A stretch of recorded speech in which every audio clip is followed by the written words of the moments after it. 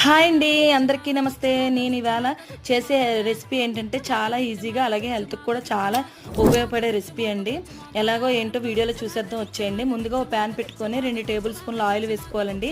అది హీట్ అయిన తర్వాత అందులోకి పచ్చెనపప్పు, మినపప్పు, ఎండుమిర్చి, కొంచెం నువ్వులు అనేది వేసుకోవాలి. ఇవి కూడా వేగిపోయిన తర్వాత ఎల్లుల్లిపాయలు, గుప్పెడి కరివేపాకు వేసుకోవాలండి. కరివేపాకు అనేది మెయిన్ ఇంగ్రీడియంట్ అండి ఈ రెసిపీలో. ఇవి కూడా చల్లారిన తర్వాత మిక్సీ పట్టేసుకోవాలండి. మనం ఇలా మిక్సీ పట్టేసుకున్న తర్వాత అదే ప్యాన్లో ఒక ఆయిల్ అనేది వేసుకొని ఇందులోకి పోపులు, అలాగే వెల్లుల్లిపాయలు, ఎండుమిర్చి, కొంచెం పల్లీలు, అలాగే ఇంగువ, కొంచెం జీలకర్ర, కరివేపాకు అనేది వేసేసుకోవాలి. ఇవి కూడా వేసుకున్న తర్వాత ముందుగా మిక్స్ చేసుకున్న పౌడర్ వేసేసుకొని ఒకసారి కలిపేసుకోవాలండి.